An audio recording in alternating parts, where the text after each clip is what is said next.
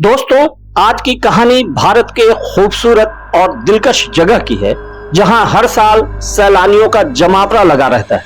यहां दूर दूर से लोग घूमने आते हैं, होटल में रुकते हैं और कुदरत का नजारा देखते हैं कि कुदरत कैसे जमीन पे उतरती है। चारों तरफ बादल, खाई, गहराई, बर्फ की ऊंची चोटी और जमीन भी मानो कि जैसे सब्ज और सफेद चादर में लिपटी हो, गोया के बर्फबारी होती है। आपने सही समझा, ये कहानी मनाली के एक होटल की है।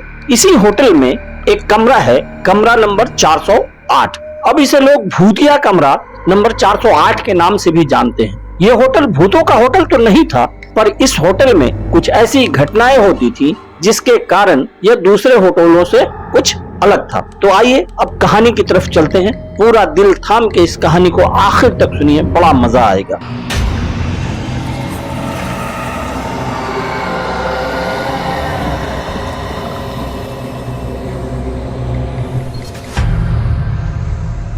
मैक्समैन हॉरर स्टोरीज। मनोज और उसका दोस्त मानस घूमने के लिए मनाली जा रहे थे। मनाली पहुंचते ही वे सबसे पहले अपनी कार से उस होटल में गए जहां उन्होंने कमरा बुक किया था। वहां थोड़ा आराम करने के बाद वो दोनों घूमने निकल गए थे। रात होने के बाद जब वो वापस अपने होटल जा रहे थे, तभी खराब मौसम के कारण होटल जाने का रास्ता बंद हो चुका था। रास्ते को सही होने में सुबह तक का समय लगने वाला था। मनोज और मानस ने सोचा कि अपने होटल तो आज रात तक जा नहीं सकता, इसलिए यहीं आसपास में कोई ऐसी होटल देख लेते हैं जहां एक रात गुजारा जाए, और उसने कमरा बुक कर लिया और सुबह होते ही अपने होटल चला गया। वो दोनों कमरे की तलाश में अपनी कार से इधर उधर होटल ढूंढने लगे। आसपास कोई इंसान भी नहीं दिख रहा था जिससे वो लोग किसी होटल का रास्ता पूछ सके। काफी समय बीत जाने के बाद उन लोगों को एक बुढ़ा आदमी दिखा। मनोज ने अपनी कार रोककर उससे होटल का रास्ता पूछा। बुढ़े ने एक और इशारा करते हुए होटल का रास्ता बता दिया। मनोज बुढ़े के बताए हुए रास्ते की तरफ अपनी कार लेके चल दिया। कुछ दूर चलने के बाद उन लोगों को एक होटल दिखाई दिया। मनोज और मानस ने चैन की सांस ली और होटल के अंदर चले गए। होटल के अंदर जाने के बाद उन्होंने काउंटर पर खड़े आदमी से रात भर रुकने के लिए एक कमरा मांगा। उस आदमी ने होटल के कुछ नियम बताए और एक कमरे की चाबी मनोज को दे दी। मनोज और मानस चाबी लेके कमरे की ओर चल दिए। चाबी पे कमरे का नंबर लिखा था, कमरा नंबर 408। मनोज और मानस चाबी लेके कमरे की ओर चल दिए। होटल में हर मंजिल पे चहल पहल थी। इन दिनों का कमरा चौथे मंजिल पे था। वो मंजिल बिल्कुल सुनसान था। खैर, वे लोग इस बात पर ज्यादा ध्यान नहीं दिए। उन्हें तो बस यहाँ एक रात ही गुजारनी थी, इसलिए वो लोग अपने कमरे के अंदर चले गए।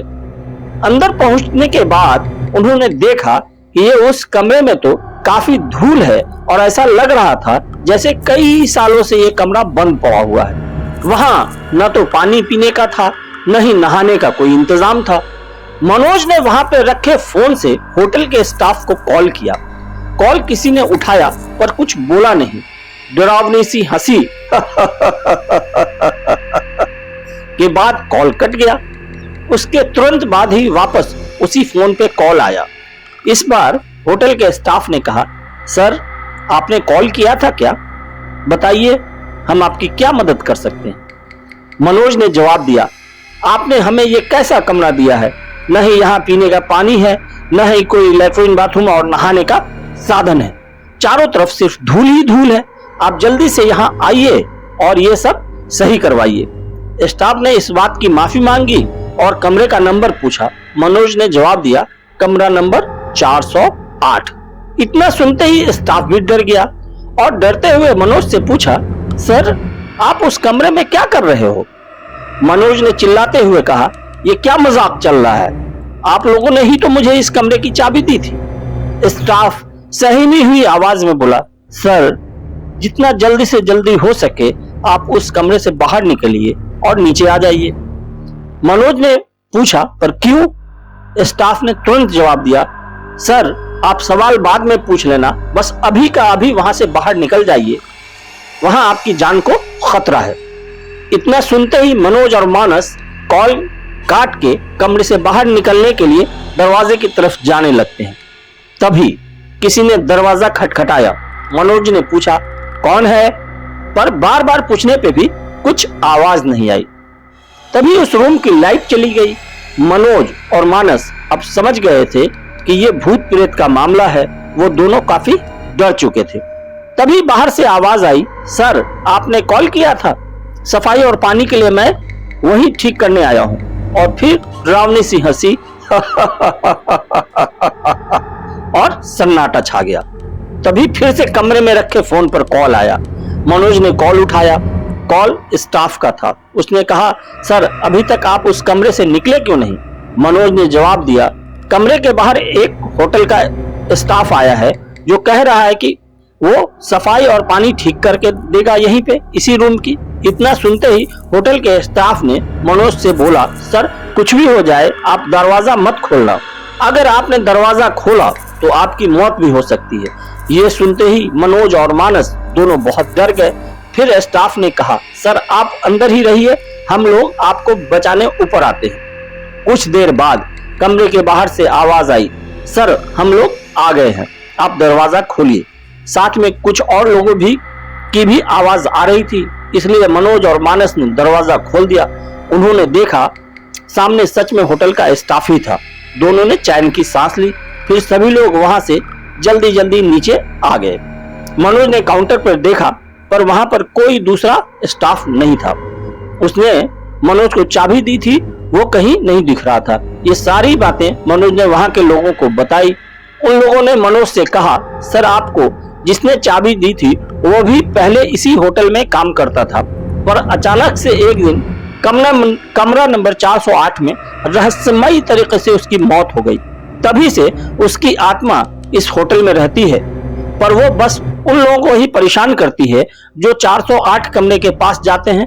पता नहीं आज आप लोगों को वो कैसे कमरे तक ले गई। मनोज और मानस अब सारी बातें समझ चुके थे। जैसे तैसे उन्होंने वहां रात गुजारी और सुबह होते ही अपने होटल की ओर चल दिए। तो दोस्तों ये थी आज की कहानी। अच्छी लगी तो लाइक कर लें, चैनल पे पहली बार आए हैं तो सब्सक्राइब कर लें और अपने दोस्तों, परिचितों और रिश्तेदारों के साथ इसके लिंक को शेयर करें, क्योंकि मैं आप लोगों के लिए काफी मेहनत करता हूं। मेरे मेहनत को सराहने के लिए सिर्फ और सिर्फ आपका लाइक और शेयर ही काफी है। Thank you.